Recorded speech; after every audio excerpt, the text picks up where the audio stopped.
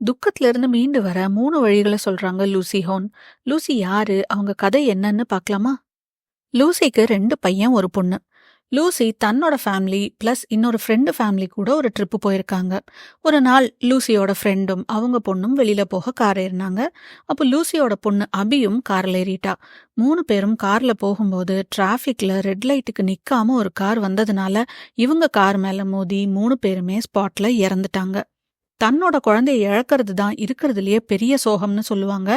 கஷ்டத்துல இருந்து மீண்டு வர்றத பத்தி ரிசர்ச் பண்றதுல பிஹெச்டி பண்ணின லூசி இந்த சோகத்துல இருந்து எப்படி மீண்டு வந்தாங்க, அதுக்கு அவங்க கொடுக்கற 3 வழிகளை பத்தி இந்த எபிசோட்ல பார்க்க போறோம். இது லூசி கொடுத்த டெட் டாக்கோட ஒரு சம்மரி.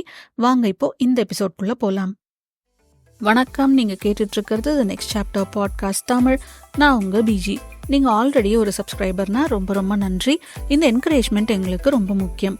பண்ணாதவங்க கண்டிப்பா சப்ஸ்கிரைப் பட்டனை கிளிக் பண்ணுங்க. வாங்க இப்போ இந்த எபிசோட்குள்ள போலாம். வாழ்க்கையில எந்த கஷ்டமுமே எனக்கு இருந்ததில்லைன்னு ஒருத்தராவது சொல்லி கேள்விப்பட்டிருக்கோமா? இதுல மட்டும் வாழ்க்கை எந்த பாரபட்சமுமே காட்டுறதில்ல. எல்லாருக்கும் ஒவ்வொரு ஸ்டேஜ்லயும் ஒவ்வொரு கஷ்டம் இருக்கும். அதுல இருந்து பல பேர் சீக்கிரம் வெளியில வந்துடுறாங்க, பல பேர் கொஞ்சம் லேட்டா மீண்டு வர்றாங்க, இன்னும் சில பேர் மீண்டு வர தெரியாம அங்கேயே தங்கிடுறாங்க. நம்மள நிறைய பேரு வாழ்க்கை இப்படிதான் போகும்னு ஒரு பிளான் வச்சிருப்போம். இதெல்லாம் நமக்கு நடக்கவே நடக்காதுன்னு நினைச்சிட்டு இருப்போம். ஆனா அது நடக்கும்போது ஏன் நமக்கு இப்படி ஆயிருச்சு, இதுல இருந்து மீளவே முடியாதுன்னு நினைக்கிறவங்களுக்கு லூசி 3 டிப்ஸ் தராங்க. இது அவங்க கஷ்டத்துல இருந்து வெளியே வர அவங்க ட்ரை பண்ணி தெரிஞ்சுக்கிட்ட விஷயங்கள். ஃபர்ஸ்ட் ஒன், நமக்கும் தாங்க முடியாத கஷ்டங்கள் எப்ப வேணாலும் வரலாம் அப்படிங்கிற புரிதல் இருக்கணும். இந்த உலகத்துல நாம மட்டும் கஷ்டப்படுறதில்ல, எல்லாருக்கும் ஏதோ ஒரு விதத்துல கஷ்டம் வரும்னு புரிஞ்சுக்கணும். ஏன் எனக்கு மட்டும் இப்படி நடக்குது அப்படின்னு நிறைய பேர் புலம்புறத கேள்விப்பட்டிருப்போம்.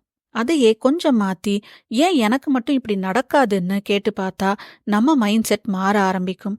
இதுதான் அதிலிருந்து மீண்டு வர நாம எடுத்து வைக்கிற முதல் ஸ்டெப்.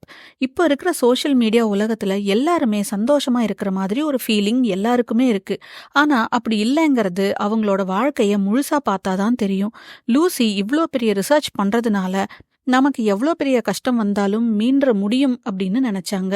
ஆனா அவங்க பொண்ணு இறந்ததுக்கு அப்புறம் தான் இப்படியும் வாழ்க்கையில கஷ்டங்கள் இருக்கும் அப்படிங்கிற புரிதல் அவங்களுக்கு வந்துச்சு. செகண்ட் ஒன், இல்லாததை நினைச்சு கவலைப்படாம இருக்கிறதுக்கு சந்தோஷப்படணும். நம்மளால எது மாத்த முடியும், எது மாத்த முடியாது அப்படிங்கிற புரிதல் இருக்கணும். மைண்ட் எப்பவுமே நெகட்டிவான விஷயத்துக்கு தான் இம்பார்ட்டன்ஸ் கொடுக்கும். அது பரிணாம வளர்ச்சியில நம்மள ஆபத்துல இருந்து பாதுகாக்க இருக்கிற ஒரு கவசம். ஆனா இந்த காலத்துல நம்மள சுத்தி நிறைய நெகட்டிவ் விஷயங்கள் இருக்கிறதுனால நாம அதை மட்டுமே கவனிச்சுட்டு இருந்தா தினமும் நமக்கு ஏதோ ஆபத்துன்னு மைண்டு ஒவ்வொரு நாளும் அலர்ட்டாவே இருக்கும். அதனால சுத்தி இருக்கிற நல்லதை பார்க்காது.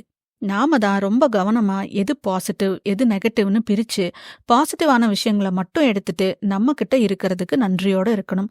லூசிக்கு தன்னோட பொண்ணு இறந்துட்டா அப்படிங்கிற சோகம் இருந்தாலும் அவங்களுக்கு 2 பசங்க இருந்ததுனால அதுக்கு அவங்க நன்றியோட இருக்க பழகினாங்க. தேர்ட் ஒன், நாம நினைக்கிற செய்யற விஷயங்கள் நமக்கு ஹெல்ப் பண்ணுதா இல்ல மோசமாகுதா அப்படின்னு நமக்கு நாமே கேட்டுக்கணும். இது வாழ்க்கையோட எல்லா விஷயத்திலயும் ட்ரை பண்ணலாம். இந்த ப்ரமோஷனுக்கு நான் இவ்வளோ ஸ்ட்ரெஸ் ஆகுறேன், இது எனக்கு நல்லதா கெட்டதா?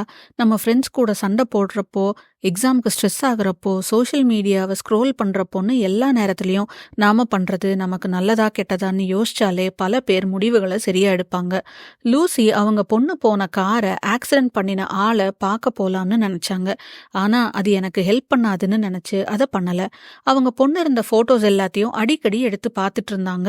அப்பவும் இது நம்மள சோகத்துல இருந்து வெளியில கொண்டு வராதுன்னு நினைச்சு அதையும் கொஞ்சம் கொஞ்சமா கம்மி பண்ணினாங்க. இந்த 3 வழிகளும் லூசிக்கு ரொம்ப ஹெல்ப் பண்ணுச்சு. அவங்களும் சோகத்திலிருந்து கொஞ்சம் கொஞ்சமா மீண்டு வந்தாங்க. இவங்க ரிசர்ச்சை பல பேருக்கு சொல்லி மத்தவங்களுக்கும் ஹெல்ப் பண்றாங்க. கண்டிப்பா நமக்கு வந்த கஷ்டங்களை மறக்க முடியாது. அதுவே நம்மளோட முடிவாயிடாம அது கூடவே எப்படி வாழ பழகிக்கலான்னு தான் லூசி சொல்லியிருக்காங்க. இந்த எபிசோட் எந்த அளவுக்கு உங்களுக்கு யூஸ்ஃபுல்லா இருந்துச்சுன்னு கமெண்ட்ஸ்ல சொல்லுங்க.